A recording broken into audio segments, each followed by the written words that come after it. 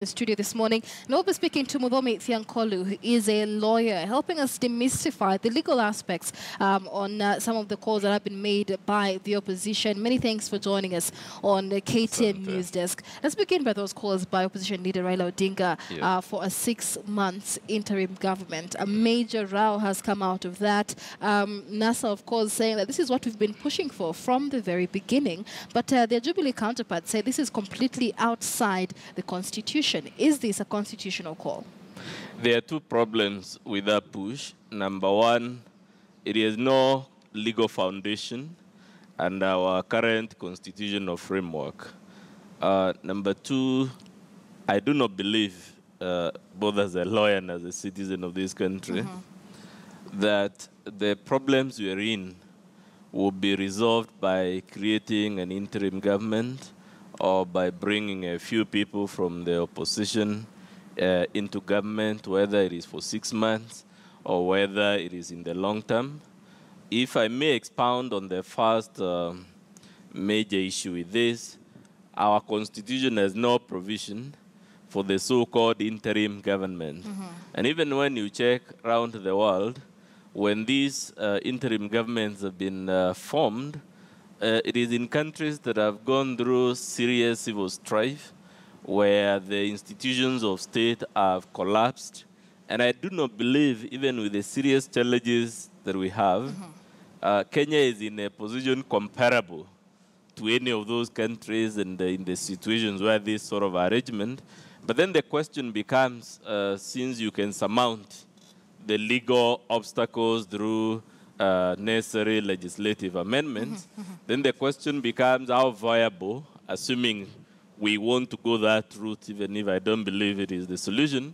Our constitution can only be amended through 3 main ways. Right, so the only way, first of all, to accommodate calls by NASA is through a constitutional amendment. Yes, that's the only way you can accommodate this demand, through a constitutional amendment, and there are 3 ways of doing such amendments. Number one is through a referendum, especially if it affects certain aspects like the term of the presidency, things like devolution.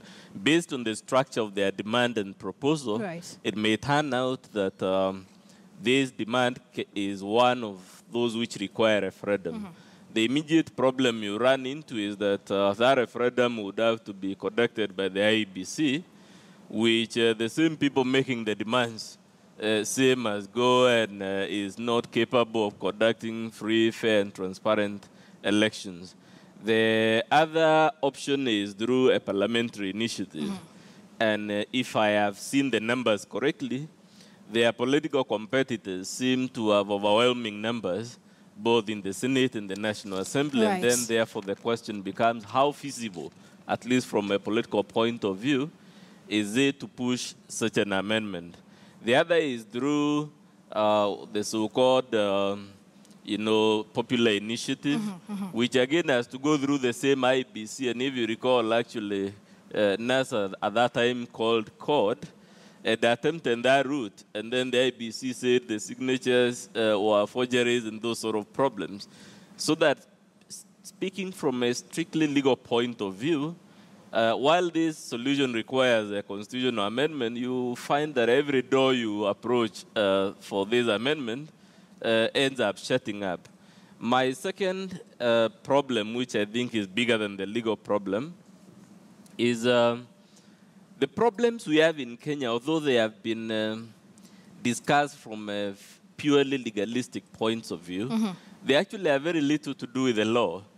Even our so-called election and all the so-called illegalities and irregularities, those problems are just symptoms of a wider disease which we have discussed in this forum before, which is to say our problem is we've run politics of exclusion, where unless your people and your tribe and your friends are in government and they're able, therefore, to reward their relatives and friends and business associates with the opportunities that come with controlling the state, then if you're not in the gravy train, your fortunes from an economic point of view or from a developmental point of view are completely diminished.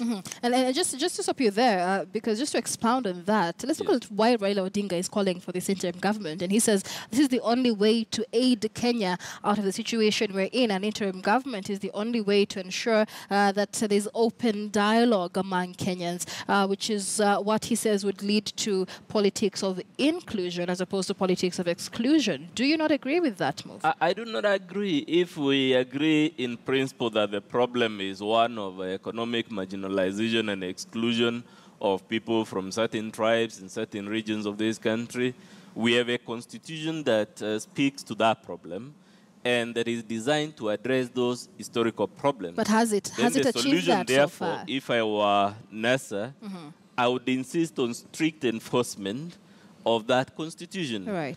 The solution does not lie, and just for the record, we've walked this path before. In 2007, we had a similar political crisis, informed by the same historical injustices and problems. What did we do? We amended the constitution to accommodate ODM into government. We created the position of an executive prime minister and whatnot. But 10 years down the line, we are still where we were. In 1966, we had similar problems in this country.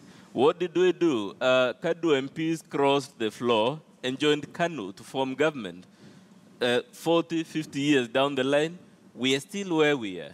For me, the solution lies in revisiting what the panel of eminent persons told us are the Agenda 4 items. You remember this constitutional reform process we had post the 2007 post-election violence was part of a number or a raft of items that were called Agenda 4 issues. They included truth, justice, and reconciliation. They included land reforms. They included a whole new constitutional framework. And the truth is, as a country, we have barely scratched the surface in addressing that package of Agenda 4 reforms. And for me, the way out of it is to implement this constitution because it is the legal framework.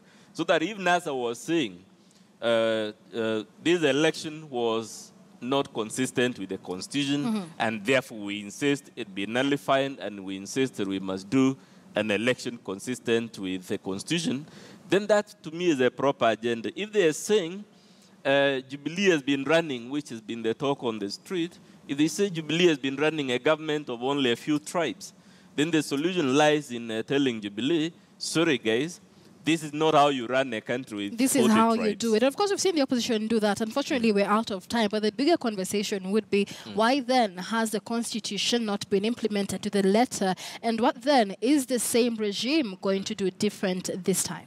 There are several hypotheses why the constitution has not been implemented to the letter. One is the forces of status quo, the people and the cartels that have benefited from the state of exclusion all the years, have a stranglehold on the instruments of state.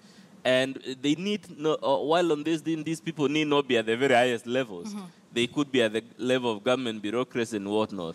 So we have two groups of Kenyans, those that want this dream of the 2010 constitution, and another clique which has benefited all these decades from the old order, which will object to any serious transformation and change.